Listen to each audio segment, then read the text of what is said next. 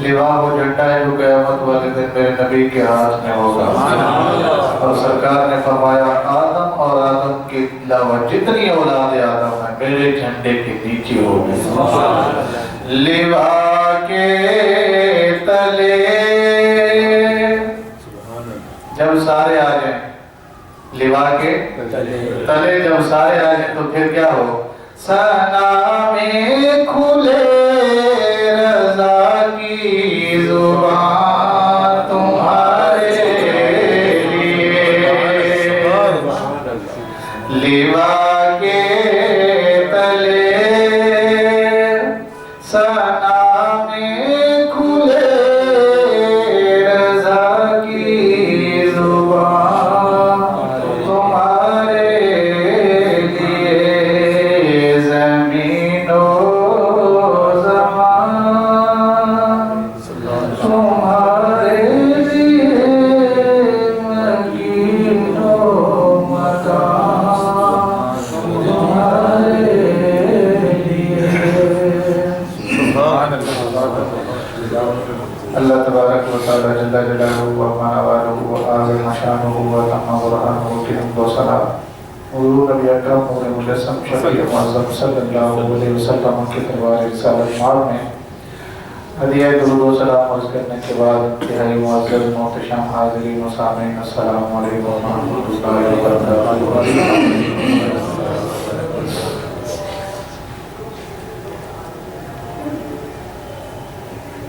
آپ نے دیکھا ہوگا کہ برسات جب آتی ہے تو مینڈک بھی ساتھ آتے ہیں.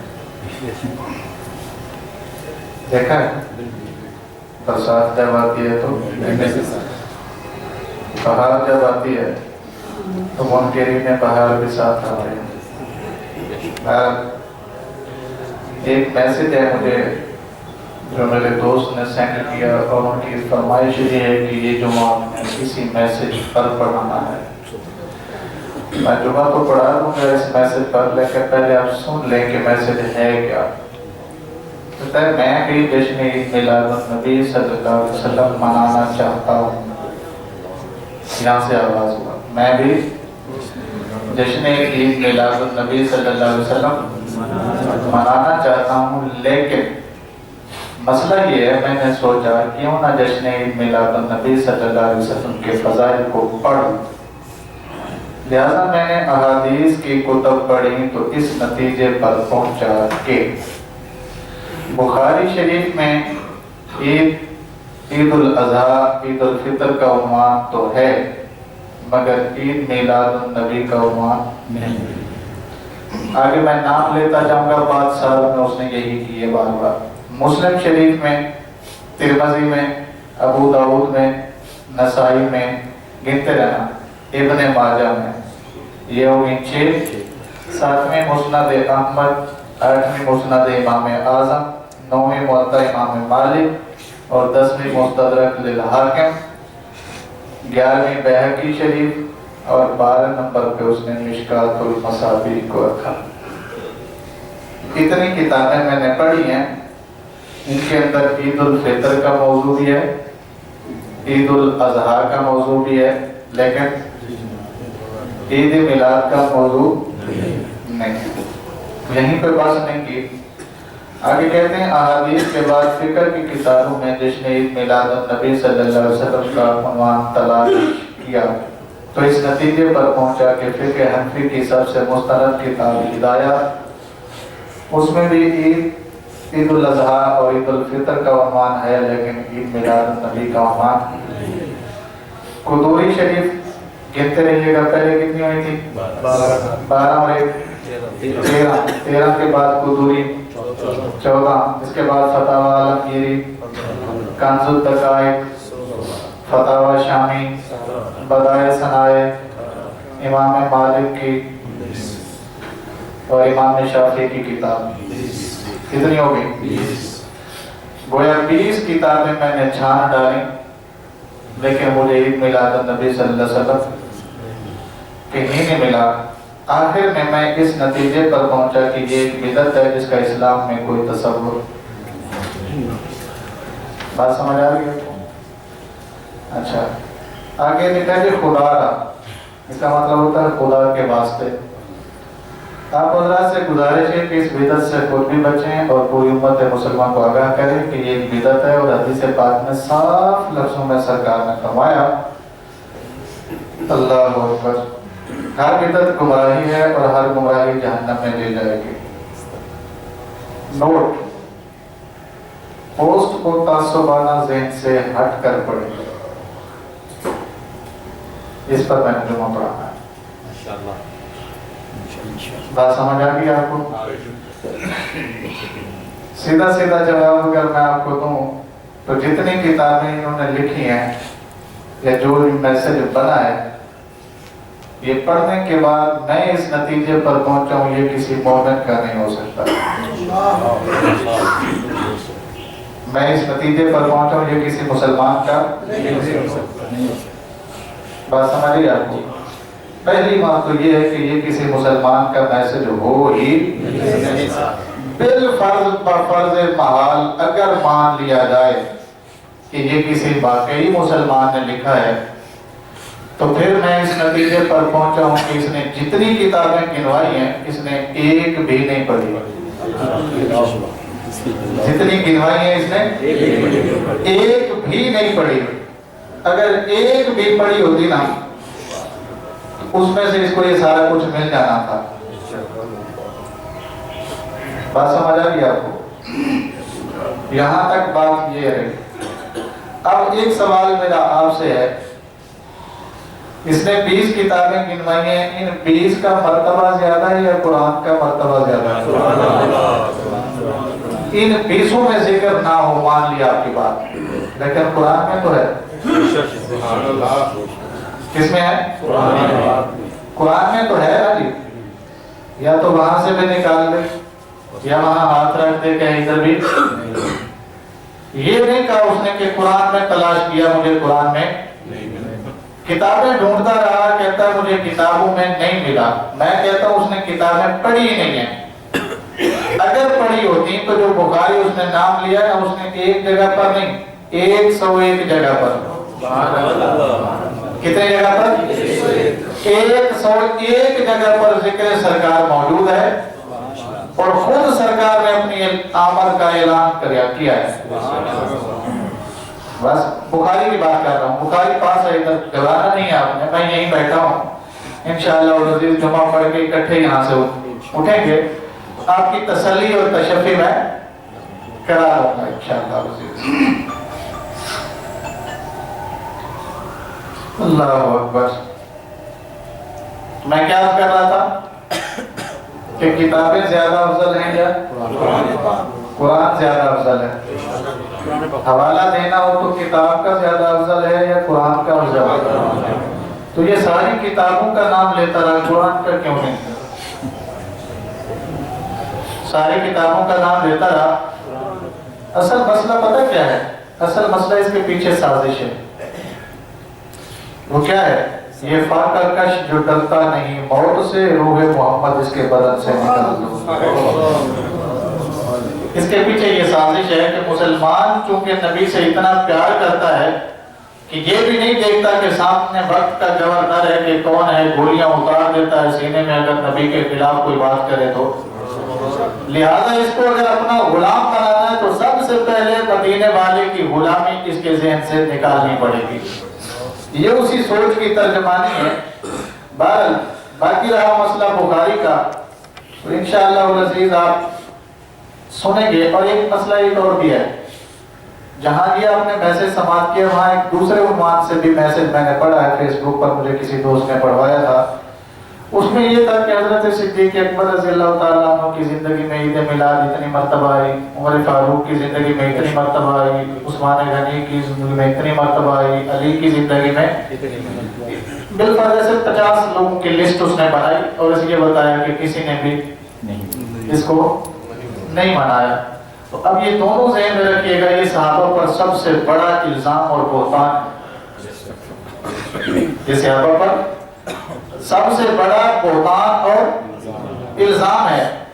پہلے تو آپ زیر ذہن میں رکھ لیجئے، میں شروع کرنے لگا ہوں انشاءاللہ العزیز، اور آپ دیکھیں گے کہ کہاں کہاں اس کا ذکر ہے۔ جہاں اس کو نہیں ملا میں وہاں سے نکال کر اس کو دوں گا انشاءاللہ العزیز۔ عید عربی زبان کا لفظ ہے جس کے معنی ہوتے ہیں بیان کرتے ہوئے شیخ عبدالحق محدث دہلوی رحمۃ اللہ علیہ نے سفر السعادت کتاب کا نام ہے۔ نوٹ کر لیجئے گا، میں نے بعد میں نہیں بتانا، کیونکہ جو بات میں یہاں سے کر کے جاتا ہوں مجھے خود بھی بعد میں نہیں یاد رہتی کہ میں نے کہاں سے کی تھی۔ آج نوٹ کر لیں، آج میں ذمہ دار ہوں۔ آج میں اگر میں حوالہ غلط دیتا ہوں تو پھر میں ذمہ دار ہوں۔ یہ وہ کتاب نہ ہو، کتاب کا وہ صفحہ نہ ہو، صفحہ چھوڑ کر اگر اس میں یہ الفاظ نہ ہوں، ان ساری باتوں کا میں کیا ہوں؟ ذمہ دار ہوں۔ اس کا صفحہ نمبر 214 ہے۔ کتاب کا نام پھر سے یاد کر لیجیے، سفر السعادہ، اور صفحہ نمبر 214 فارسی زبان میں لکھی ہوئی ہے، وہ کہتے ہیں وَقُفْتَنْ عَوْدْ مِي کُنَتْ بِفَرْحٍ وَسُرُورٍ۔ عید کو عید اس لیے کہتے ہیں کہ یہ پلٹ کر بار بار آتی ہے اور ہر بار خوشی لے آتی ہے۔ عید کو عید اس لیے کہتے ہیں کہ یہ پلٹ کر بار بار آتی ہے اور جب بھی آتی ہے خوشی لاتی ہے، سرور بھی لاتی ہے اور فرحت بھی لاتی ہے۔ بات سمجھ آ گئی آپ کو؟ لفظ میلاد کہاں سے لیا؟ کتاب کا نام لسان العرب، کیا نام ہے جی؟ لکھنے والے کا نام علامہ ابو الفضل جمال الدین المکرم ابن منظور۔ اتنا بڑا نام ہے، گھنٹہ لگے گا یاد کرتے ہوئے، مسئلہ بولنا بھول جائے گا۔ بہرحال یہ یہاں کے نہیں ہیں جی، لسان العرب لکھنے والے کعبۃ اللہ کے مفتی ہیں۔ کون ہے؟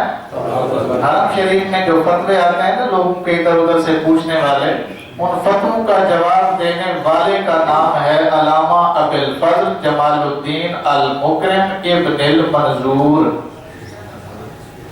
ٹھیک ہے جی؟ انہوں نے لکھا ہے جی میلاد کہتے ہیں میلاد الرجل اسم الوقت الذی ولد فیہ۔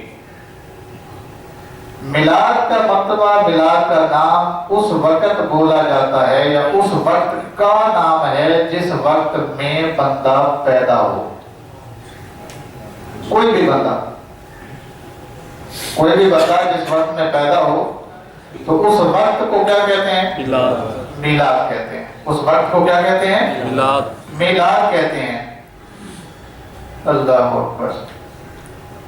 تو یاد رکھیے گا یہاں پر یہ باتیں سننے کے بعد اب تشریف لائیے بخاری میں۔ کہاں پر؟ جس بخاری میں اسے کچھ نہیں ملا اس بخاری سے ہم پڑھنے لگے انشاءاللہ۔ سبحان اللہ۔ بخاری شریف ہے جناب، اس کی حدیث نمبر 335 ہے۔ میں صفحہ نمبر اس لیے نہیں بتا رہا کیونکہ مختلف کتب خانوں نے مختلف انداز میں چھاپی ہیں، ممکن ہے کہ آگے پیچھے صفحات ہوں، یہ ممکن ہے، لیکن یہ ممکن نہیں ہے جو حدیث جس نمبر پر ہے اس نمبر پر نہ ہو۔ ٹھیک ہو گئے؟ چھاپے الگ الگ ہو سکتے ہیں لیکن نمبر نہیں بدل سکتے، ترتیب وہی ہے ہر کتاب کی جس نے بھی جو چھاپی ہے۔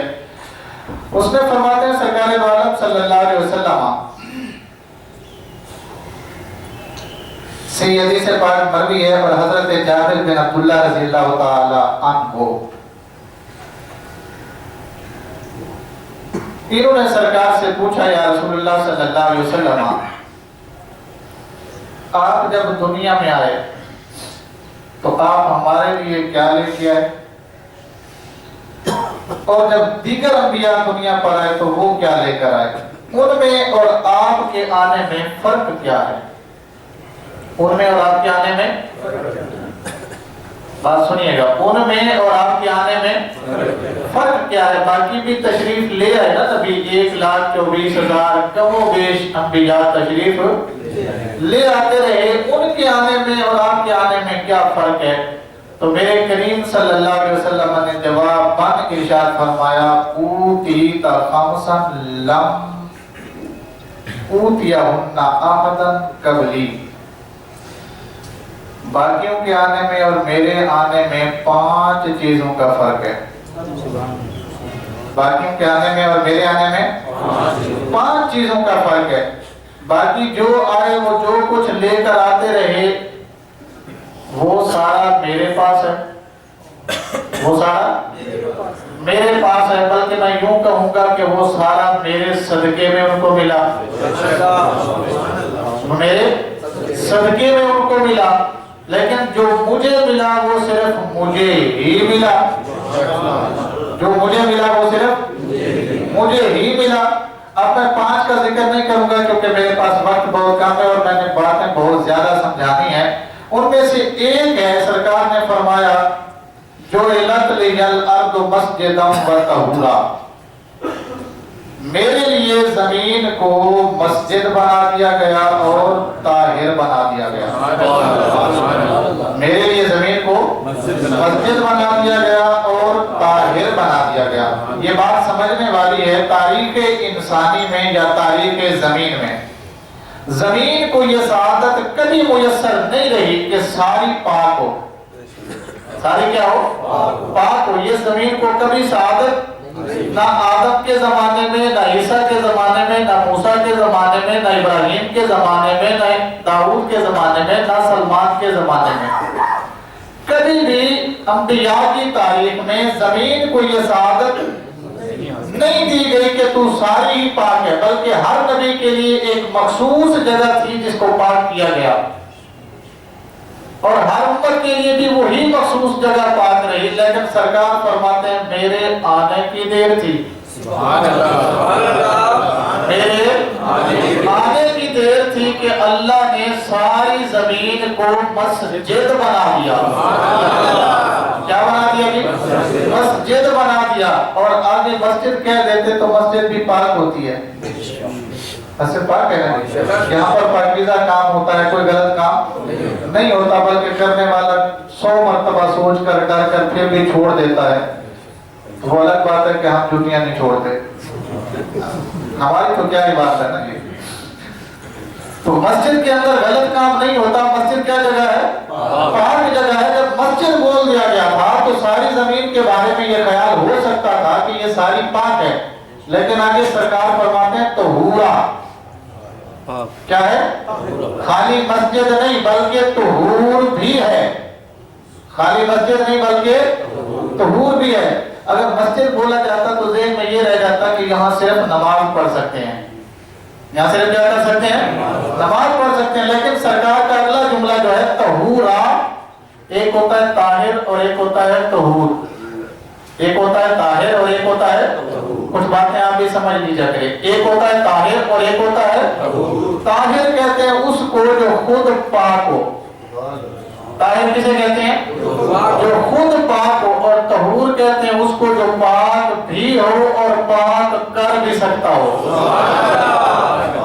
جو پاک بھی ہو اور پاک کر بھی سکتا ہو. بخاری پڑھ رہا ہوں. جو پاک بھی ہو اور پاک کر بھی سکتا ہو.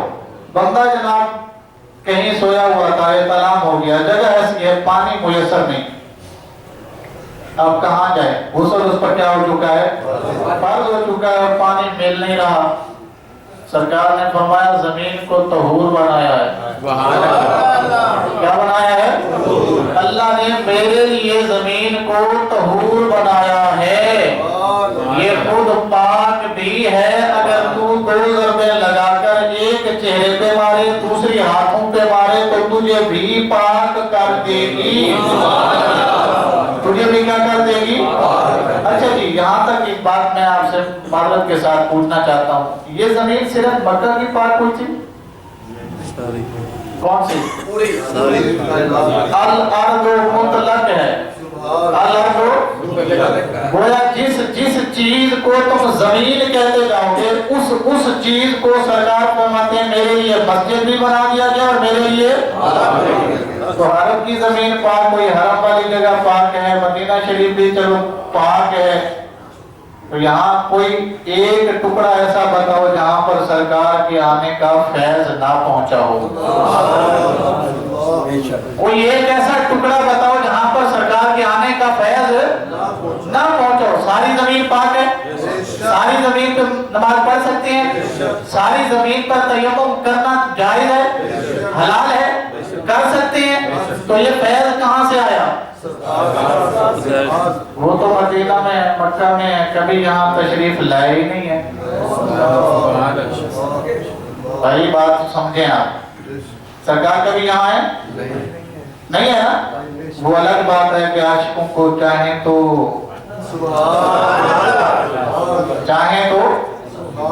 عاشقوں کو اجمیر کے ٹبے پر سوئے ہوئے کو بھی زیارت کروا دیں، وہ الگ مسئلہ ہے.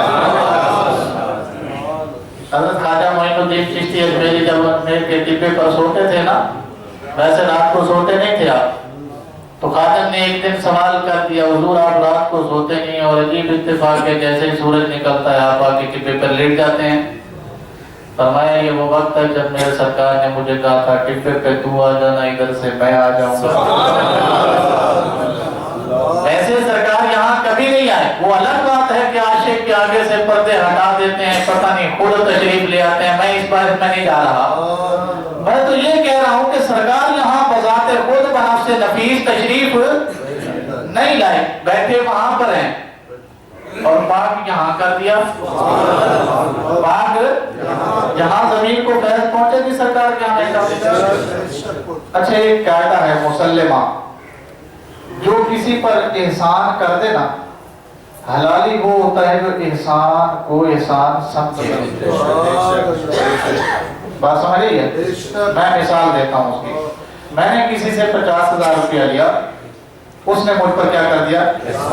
وعدہ میں نے کیا کہ 3 دن بعد دوں گا، لیکن تیسرے دن وہ آیا مانگنے تو میں نے اسے کہا جو کرنا ہے. ہم یہی کہتے ہیں نا چل نہیں دیں، جو کرنا ہی. وہ الگ بات ہے جب ہو جاتا ہے تو پھر بتاتے ہیں کیا ہے دے دیتے. اب اس بندے کے ذہن میں پہلی بات کیا آتی ہے؟ بڑا خبیث بندہ ہے یار، احسان فراموش ہے نا جی. تو میرا احسان ہی نہیں مان رہا. احسان تو دور کی بات ہے، تو مجھ سے سیدھے میں بات ہی نہیں کر رہا. تو یا تو جناب سرکار کی پاک کی ہوئی زمین پر رہنا چھوڑ دو، یا پھر سرکار کی پاک کی ہوئی زمین پر، یا پھر سرکار کی مسجد بنائی ہوئی زمین پر سجدہ کرنا چھوڑ دو. پھر جہاں مرضی کھڑے ہو کے کہو کہ نہیں ہے ذکر. بات سمجھ رہی ہے؟ اگر یہ مانتے ہو کہ سرکار نے اتنا کرم کیا ہے کہ یہاں کبھی تشریف نہ لا کر بھی ہمیں اس کرم سے محروم نہیں رکھا، واہ مدینے والے کیا تیری برکتیں ہیں، کیا تیری شانیں ہیں، تو وہاں بیٹھ کر ہمارا سوچتا ہے اور ہم یہاں بیٹھ کر تجھے ہی بھونکتے ہیں، تیرا کھائیں تیرے غلاموں سے الجھے، ان کے عجب کھانے اڑوانے والے، کھاتا بھی سرکار کا ہے، ورنہ تو دنیا کا قاعدہ ہے جدھر کھائیے خدا گائیے، یہاں عجیب تماشا ہے، کھاتے بھی اسی کا ہے اور بھونکتے بھی انہیں کو ہیں۔ اللہ معاف کرے جناب، ایک بات تو جہاں تک ذہن میں آ گئی نا جی، اگلی بات اللہ اکبر، بخاری شریف ہے جلد اول ہے، حدیث نمبر 79 ہے، حدیث نمبر 79 ہے۔ میں پوری حدیث نہیں بیان کر سکتا، اس لیے میں نے پہلے ہی کہا تھا میں صرف وہ جملہ بیان کروں گا جو میرے موضوع کو آج ریلیٹ کرے گا۔ ویسے ساری پانچوں باتیں میرے موضوع کو ریلیٹ کرتے ہیں، لیکن میں بطور خاص ایک کا تذکرہ کیا کیونکہ ایک کے فیض کو سبھی مانتے ہیں، اپنے بھی بیگانے بھی، ماننے والے بھی اور نہ ماننے والے بھی، مانتے سبھی ہیں۔ سبحان اللہ، وہ الگ بات ہے بعد میں پلٹ کر کوئی کہہ دیتا ہے یار تیرا شکریہ، اور کوئی ہوتا ہے جو کھا کر نکل جاتا ہے، کہتا کھا لیا بس کھا لیا، کیوں شکریہ ادا کریں گے، ایسا نہیں ہونا چاہیے۔ حضرت ابو موسیٰ اشعری رضی اللہ تعالیٰ عنہ سے یہ حدیث پاک مروی ہے، بیٹھے ہیں سارے صحابہ، سرکار کی محفل میں سرکار نے اپنے آنے کا تذکرہ خود فرمایا، اپنے آنے کا تذکرہ میں سنانے لگا ہوں آپ کو الفاظ، مَثَلُ مَا بَعَثَنِيَ اللَّهُ بِهِ مِنَ الْهُدَى وَالْعِلْمِ كَمَثَلِ الْغَيْثِ الْكَثِيرِ أَصَابَ أَرْضًا۔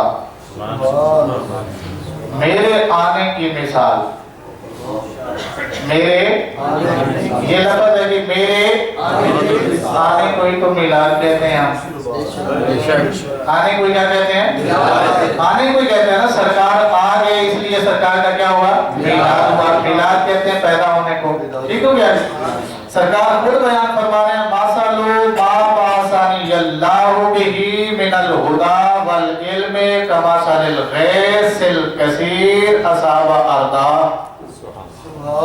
مَثَلُ کا ترجمہ ہوتا ہے میری مثال، ما کا مطلب ہے وہ جو، بَعَثَنِی بنا کر بھیجا مجھے، بنا کر بھیجا کس نے، اللہ نے، میری مثال جو اللہ نے مجھے بنا کر بھیجا ہے، من الہدی والعلم، وہ ہدایت بھی ہے اور علم بھی ہے، وہ ہدایت بھی ہے اور علم بھی ہے۔ اب صحابہ کو یہ بات سمجھ نہیں آ رہی تھی، ہدایت بھی ہے اور علم بھی ہے، ہدایت بھی ہے اور علم بھی ہے، اس لیے انہوں نے اگلا سوال کیا، یا رسول اللہ بات سمجھ نہیں آ رہی، انظر حالنا، ہماری رعایت فرمائیے، آپ کیسے تشریف لائے، کیا بن کر تشریف لائے، کیسے آپ کی آمد کا ظہور ہوا۔ یہ محفل لگی ہوئی ہے مدینہ میں، صحابی پوچھ رہے ہیں، سرکار بتا رہے ہیں، یہ کہتے ہیں میلاد کہیں ملا نہیں ہے مجھے بخاری میں حدیث نمبر 79 آپ کے سامنے پڑھ رہا ہوں۔ یہاں سرکار نے اپنے آنے کا تذکرہ خود کیا، آگے سرکار کے صحابہ کی محفل ہے، تو اسی کو میلاد کہتے ہیں نا، اسی کو کیا کہتے ہیں، میلاد کہتے ہیں۔ اچھا جی، سرکار نے فرمایا کمثل الغیث الکثیر، چلو یوں نہیں سمجھ آ رہی تو یوں سمجھ، جس طرح بہت زیادہ بارش برسے، جس طرح بہت زیادہ بارش برسے، اصاب آرتا، اور اس بارش نے زمین کو بھر دیا، کیا کر دیا ہے، زمین کو۔ اب جناب بارش برس گئی، تیرے آنگن میں بھی اور میرے آنگن میں بھی بارش برس گئی نا، کوئی ہے بندہ جس کے آنگن میں بارش برسے اور وہ ہر قطرے کو گن کر بتائے کہ میرے آنگن میں اتنے قطرے گرے، نہیں، یہاں تھوڑی بہت بارش ہو تو نہیں ہوتی، لیکن یہاں غیث الکثیر ہے، کیا ہے، کثیر، اور صرف کثیر نہیں بلکہ سرکار نے فرمایا اصاب آتا، زمین اس سے جل تھل ایک ہو گیا ہے، بھر گئی ہے۔ اب آگے سرکار فرماتے ہیں لیکن زمین کی 3 قسمیں ہیں۔ آگے سرکار نے خود وضاحت فرمائی زمین کی 3 قسمیں ہیں۔ پہلی قسم وہ ہے جس پر بارش پڑتی ہے، اس کو کہتے ہیں مائرہ۔ حدیث میں کیا لفظ ہے اس کا؟ اس زمین کا سرکار فرماتے ہیں وہ زمین مائرہ ہے، زرخیز ہے۔ کون سی زمین ہے؟ وہ پانی لیتی ہے، پانی کو اپنے اندر جذب کرتی ہے، اپنے اندر رکھ کر بعد میں جب واپس لوٹاتی ہے تو کبھی کھجور بن جاتا ہے، کبھی انار بن جاتا ہے، کبھی انگور بن جاتا ہے۔ لیا اس نے کہاں سے ہے؟ بارش سے۔ واپس کیسے کر رہی ہے؟ لیا H2O تھا، پانی کا فارمولا کیا ہے جی؟ لیا تھا H2، لیکن جب واپس کیا تو ایک نہیں ہزاروں فارمولے واپس کر دیے۔ جب واپس کیا تو ایک نہیں کیا بلکہ ہزاروں فارمولے واپس کر دیے۔ سرکار نے فرمایا یہ وہ زمین ہے جس نے میری بارش کو قبول کر لیا۔ اور وہ کون سی ہے؟ آگے سرکار نے فرمایا ہوا مثلکم، اس زمین سے مراد تمہاری مثال ہے۔ اس زمین سے مراد تمہاری مثال ہے۔ رحمت میری برسی، تمہاری زمین نے اسے جذب کیا اور جذب کرنے کے بعد اسے پھل پھول اگا دیے، اور اتنے اگائے کہ کسریٰ کے محل پر چڑھ کر اسلام کا جھنڈا جب تم نے گاڑا نا، لیا خالی H2O تھا، واپس کیا تو سینکڑوں فارمولوں کے ساتھ واپس کر دیا ہے۔ وہ تمہاری مثال ہے۔ آگے سرکار فرماتے ہیں دوسری زمین وہ ہے الکیان۔ کیا نام ہے اس کا جی؟ کیان۔ کیان کون سی زمین ہوتی ہے؟ جہاں پتھریلا علاقہ ہو۔ کون سا علاقہ ہو؟ پتھریلا علاقہ ہو، وہاں پر زرخیزی نہیں ہوتی، لیکن وہ زمین پتھر کے اندر پانی کو جذب کر، پانی کو جذب نہیں کرتی، سوری اکٹھا کر لیتی ہے۔ وہاں سرکار نے فرمایا جھیل بن جاتی ہے۔ کیا بن جاتی ہے؟ جھیل بن جاتی ہے، ندی بن جاتی ہے، نہر بن جاتی ہے، جو مرضی آپ کہہ رہے ہیں اس کو۔ اب سرکار نے فرمایا یہ بھی بڑی فائدہ مند ہے، یہ بھی بڑی فائدہ مند ہے۔ وہ کیسے یا رسول اللہ صلی اللہ علیہ وسلم؟ فرمایا اس لیے کہ اس سے شارب ہو، تمہیں پانی پینا ہو تو پی سکتے ہو، پینا ہو تو پی سکتے ہو، وسقو، پینا ہو تو وسقو کا مطلب ہوتا ہے کسی کو پلانا ہو تو پلا سکتے ہو، خود پینا ہو تو شارب ہو، کسی کو پلانا ہو تو سقو، کیا کر سکتے ہو؟ پی سکتے ہو، پلا سکتے ہو، بازار او۔ اور اگر تم نے کھیتی باڑی کی ہے تو اس کو بھی پانی دے سکتے ہو، زراعت کر سکتے ہو اس پانی سے۔ اس زمین میں بھی فائدہ ہے، اگرچہ اس نے فائدہ محدود دیا، ہدایت کو روک کر رکھا، ہدایت کو بارش برسی، اس نے بھی گواہی دی جو پھلوں کی صورت میں واپس کر رہی ہے، وہ بھی یہ گواہی دے رہی ہے کہ بارش ہوئی، اور جو پھل پھول تو نہیں پیدا کر سکتی اس کا پانی ہی گواہی دے رہا ہے کہ واقعی بارش ہوئی۔ اور آگے سرکار فرماتے ہیں تیسری زمین وہ ہے جسے سیم زدہ اور شور زدہ کہتے ہیں۔ کسے کہتے ہیں؟ سیم زدہ اور شور زدہ کہتے ہیں۔ اس میں صرف واویلا ہی ہوتا ہے، نہیں جی نہیں، ہو ہی نہیں ہے، آئی نہیں ہے بارش۔ کیوں؟ کیونکہ یہ سیم والا پانی نہ کوئی پیتا ہے، نہیں سمجھے آپ کو؟ سیم والا پانی نہ کوئی، نہ اتنا ہوتا ہے کہ کسی کو پلایا جا سکے، بلکہ ہوتا ہی بدبودار ہے۔ اب یہ پانی، یہ زمین جو ہے بارش اس پر بھی برسی، لیکن اس نے اپنی خصلت کی وجہ سے بارش کا کیا کر دیا؟ انکار۔ بارش کا کیا کیا ہے؟ انکار کیا ہے۔ سرکار فرماتے ہیں میری بارش برسی سے آباد تو میں نے اسے فائدہ والا کردار کیا، تمہارے بعد جو آئیں گے وہ قیام والا کردار ادا کریں گے، لیکن قرب قیامت ایسے لوگ آئیں گے جو سیم زدہ ایریے کا کردار ادا کریں گے، تو یہی کہیں گے نہیں کہ نہیں کوئی آیا نہیں تھا، نہیں تھا، علم تھا تو باہر کے پیچھے کا نہیں تھا، اندر کا نہیں تھا، پردے کے پیچھے نہیں جانتے تھے، ایسا نہیں تھا، ویسا نہیں تھا، یہ ساری باتیں وہ کرتے رہیں گے. لیکن صدیق اکبر تمہاری کیا شان ہے، تمہاری کیا شان ہے. اب یہاں پر کہتے ہیں جناب صحابہ نے کبھی اپنی زندگی میں نہیں کیا، کبھی اپنی زندگی میں. یہ سوال ان کی طرف سے، میرا سوال یہ ہے تم وہ لمحہ دکھاؤ جس لمحے میں صحابہ سرکار کو بھولے ہو. وہ لمحہ دکھاؤ جس لمحے صحابہ سرکار کو بھولے ہو.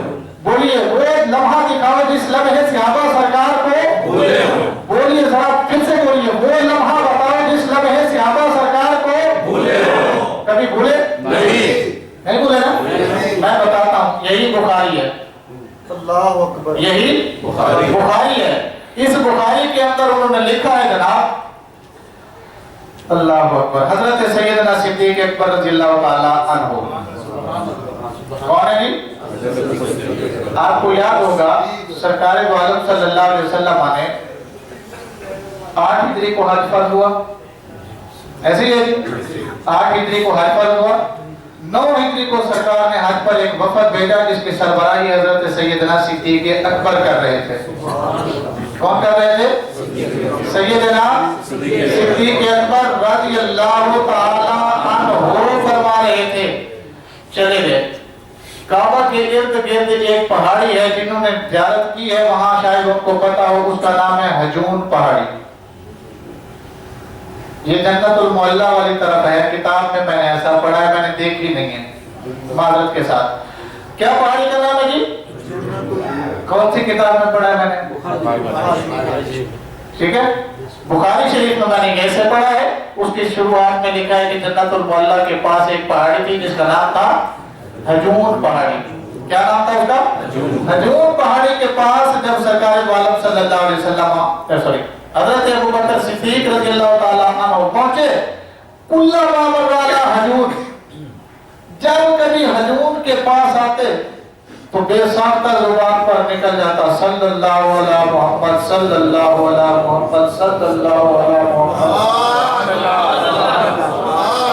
کلما مرہ ترجمہ اپنے پسند کے مولوی سے کرا لیجیے گا. کلما مرہ کا کیا ترجمہ ہے؟ جب کبھی بھی گزر ہوتا. کیا ترجمہ ہے جی؟ جب کبھی گزر ہوتا سیدنا صدیق اکبر کا تو یہ بے ضابطہ پڑھنے لگتے صلی اللہ علیہ محمد صلی اللہ علیہ محمد. اور پھر تھے آپ تھے وفد کے سربراہ. آپ کیا تھے؟ وفد کے سربراہ. جب سربراہ کوئی کام کرتا ہے تو لشکر والے بھی وہی کام کرتے ہیں. سیدنا صدیق اکبر صلی اللہ علیہ محمد کہتے تو پیچھے جو 1 لاکھ کا لشکر تھا وہ بھی یہی کہتا صلی اللہ علیہ محمد صلی اللہ علیہ محمد صلی اللہ علیہ محمد. پڑھنے کے بعد لوگ پوچھتے تھے حضور وجہ کیا ہے؟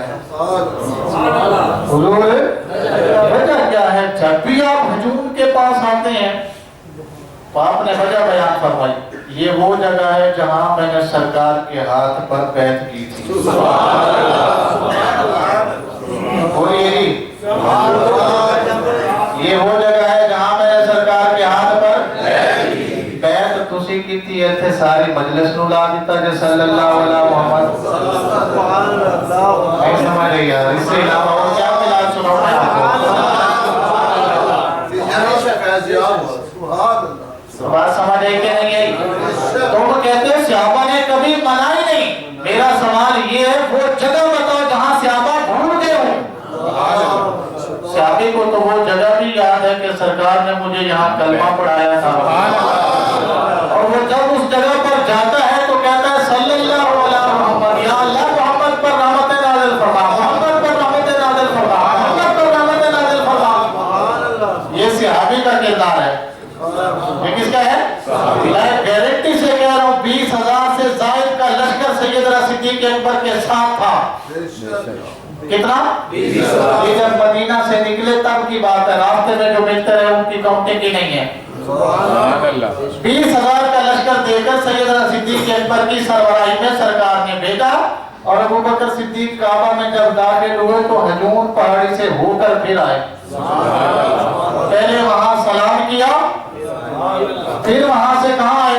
اب بات سمجھ آئے کہ نہیں؟ آپ کو نہیں سمجھ آئے گی، آپ کو سمجھ آ ہی نہیں سکتی۔ تکبیر،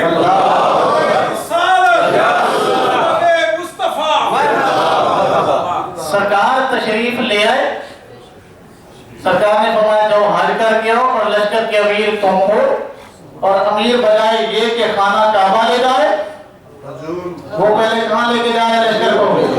حجون پہاڑی پہ، اور ساروں کو بتا رہا ہے یہ وہ جگہ ہے۔ یہ کون سی جگہ ہے؟ یہ وہ جگہ ہے۔ یہ میں بخاری پڑھ رہا ہوں جناب، بخاری، صرف صدیق اکبر نے نہیں پڑھا،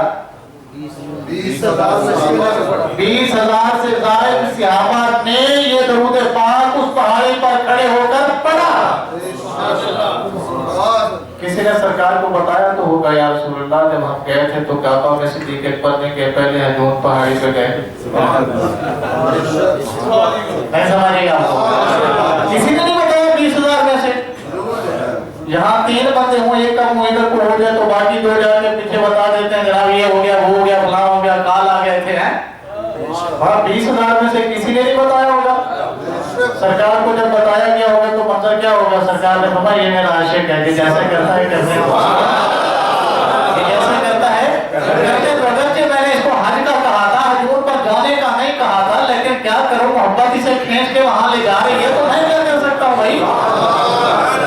اور پھر خود نہیں پڑھتا تو اسے بھی پڑھواتا ہے تو میں کیا کر سکتا ہوں؟ بخاری سن لی آپ نے؟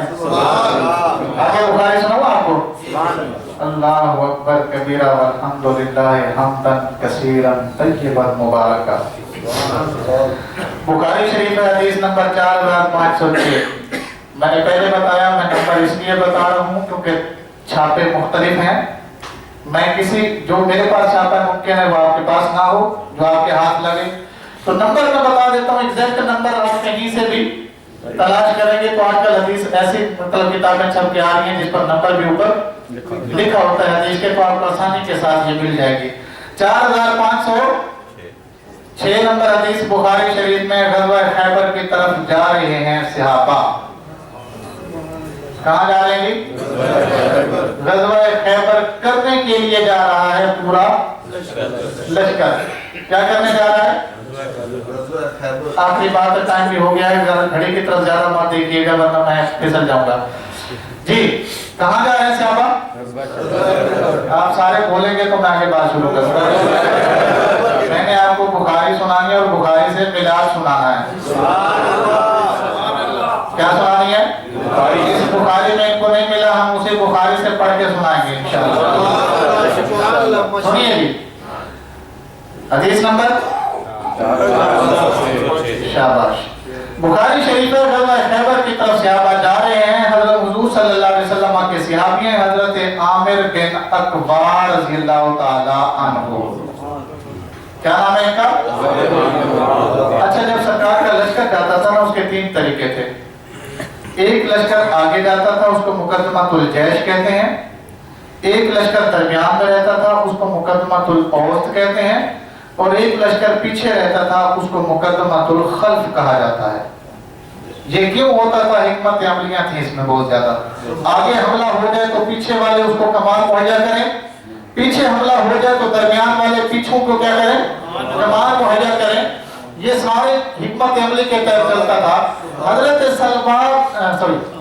عامر بن اقبار رضی اللہ تعالیٰ عنہ یہ مقدمۃ الجیش میں تھے، یعنی آگے لشکر کے آگے، اور ان کی ڈیوٹی یہ تھی یہ جھنڈا اٹھا کر جا رہے تھے۔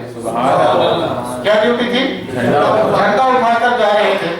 اب جھنڈا اٹھاتے اٹھاتے نا انہوں نے ایک نعت پڑھی سرکار کی۔ کیا پڑھی؟ میں سناؤں میرا؟ جھنڈا اٹھایا ہوا ہے اور نعت ہے۔ صحابی کہتے ہیں رات کا وقت تھا، سناٹا چھا رہا تھا۔ ویسے آواز رات کو اگر تھوڑی بھی ہو تو زیادہ لگتی ہے، پتہ ہے نا جی آپ کو، رات کو آواز تھوڑی بھی ہو تو زیادہ لگتی ہے۔ تو انہوں نے نعت شروع کی۔ نعت کیا ہے میں بعد میں سناتا ہوں۔ اب جب شروع کی نا تو جو چل رہے تھے وہ رک گئے، اور پیچھے والے ان کے ساتھ جا ملے، ان کے پیچھے والے بھی ان کے، اور میں غزوہ کہہ رہا ہوں، غزوہ اس جنگ کو کہتے ہیں جس میں سرکار خود شریک ہوں۔ غزوہ کس جنگ کو کہتے ہیں؟ اس جنگ کو کہتے ہیں جس میں سرکار بذات خود شریک ہوں، تو گویا اس میں سرکار بھی، اب آگے والا بھی مل گیا، درمیان والا بھی مل گیا، اور پیچھے والا بھی محفل جام گئی، جام گئی۔ اب صحابی نے جو کچھ پڑھا ہے وہ سماعت فرمائیے محفل میں، سرکار خود موجود ہے، کیا کہا رہے ہیں؟ غزوہ کرنے، کون سا؟ خیبر فتح کرنے جا رہے ہیں، ٹھیک ہے جی، وہاں جا رہے ہیں اور یہ پڑھ رہے ہیں، نعت پڑھی انہوں نے، کیوں نے؟ حضرت عامر بن اقوی رضی اللہ تعالی عنہ، انہوں نے نعت پڑھی، اللہم لولا انت ما تدیتنا ولا تصدقت ولا صلیتنا، ترجمہ کر دوں، حضور اگر آپ نہ آئے ہوتے تو ہمارا کیا بنتا، آپ نہ آئے ہوتے تو ہمارا کیا بنتا، ہم تو بچے ہی اس لیے کہ آپ آ گئے۔